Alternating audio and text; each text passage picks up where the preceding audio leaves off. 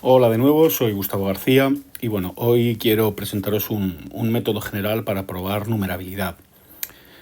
Primero vamos a definir la numerabilidad, que es muy sencillo. Sencillamente decimos que un conjunto de elementos infinito es numerable cuando puede ser puesto en biyección con los números naturales.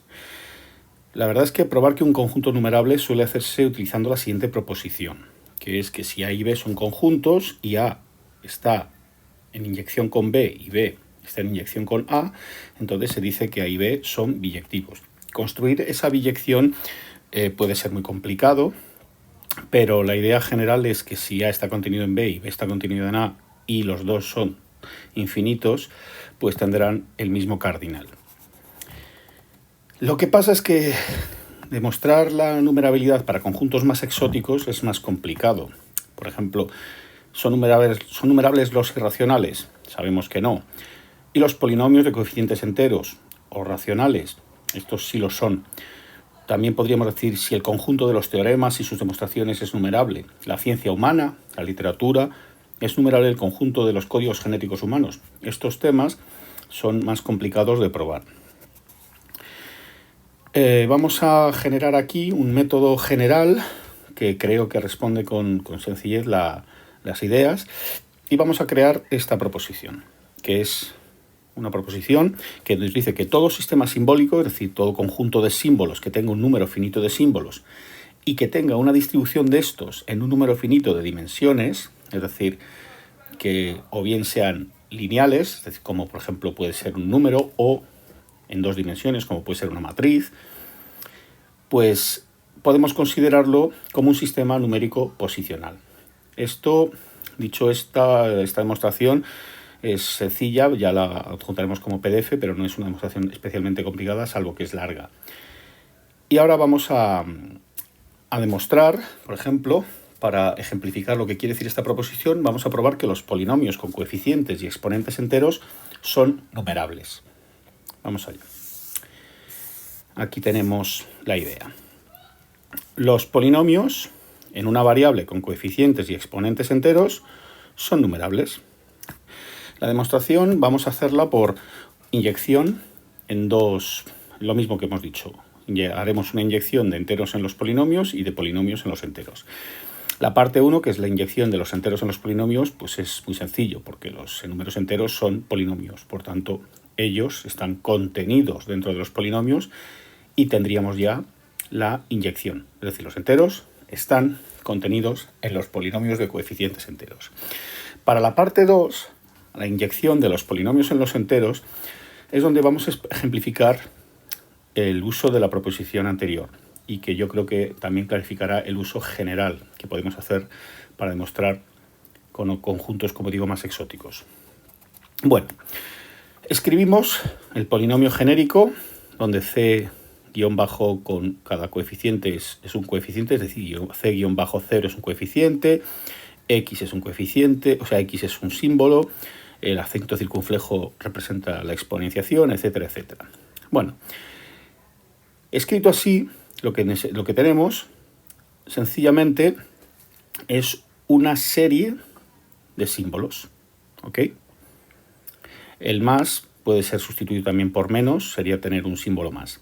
Pero bueno, en esta expresión, la expresión 1, podemos verla como un número entero escrito en una base diferente de la decimal. Es decir, en este caso tendríamos el 0, el 1, el 2, el 3, el 4, el 5, el 6, 7, 8, 9, la x como coeficiente, el más, el menos y el acento de circunflejo para exponencial.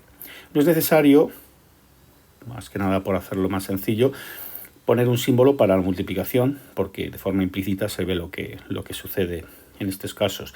Si quisiera, se puede utilizar y tendríamos entonces una base de 15 símbolos en vez de 14.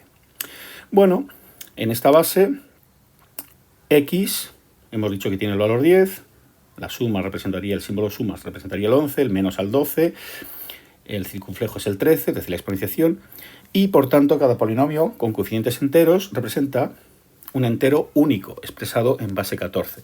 Y por tanto, los polinomios escritos así y convertidos en un número, pues están contenidos en los enteros.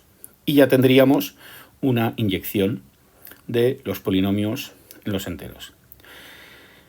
Y dado que tenemos dos inyecciones, pues la demostración quedaría terminada. Para ejemplificar esto, vamos a hacerlo con un ejemplo que quizás sea más claro. Por ejemplo, tomamos el polinomio menos 2x² más 0x más 12. Lo podemos escribir de esta manera, aquí, poniendo el menos 2x al cuadrado, etcétera, etcétera, todo esto. Y una vez que lo tenemos así, pues lo único que tenemos que hacer es darnos cuenta de que cada símbolo va a representar su posición multiplicada por su potencia, igual que un número, voy a poner por ejemplo aquí el 1002, pues esto sería 2 por 10 a la 0, aquí el 0 por 10 a la 1, 0 por 10 a la 2 y aquí el 1 por 10 a la 3. Pues esto igual.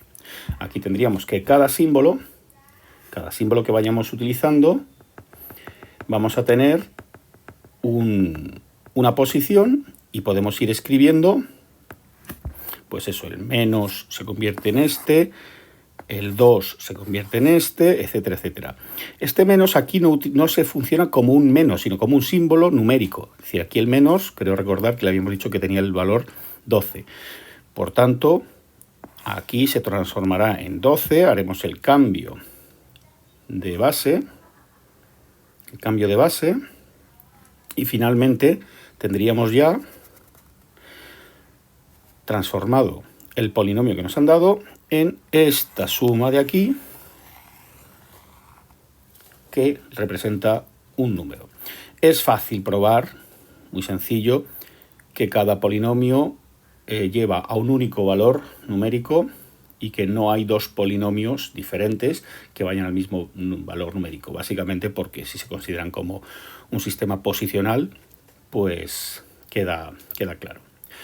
Espero que se entienda el sistema y, como he dicho al principio, se puede utilizar, pues, por ejemplo, para el código genético humano, simplemente codificando las posiciones de los aminoácidos, y entonces se convierte ya en un número que en este caso tendría, pues creo que hay 4 aminoácidos, pues esos aminoácidos serían la base en la que se estaría escribiendo un número. Lo mismo con los teoremas humanos, porque ahí aparecen más símbolos, pero al final estaríamos poniendo 20, 30, 50 símbolos. Todos esos símbolos, si están puestos de forma o en serie, es decir, como una línea o como una matriz, etcétera, etcétera, pueden ser descritos al final como una posición numérica, un sistema de posición numérico. Y por tanto estaríamos hablando siempre de números. Espero que haya quedado claro y sin más os agradezco la atención. Un saludo.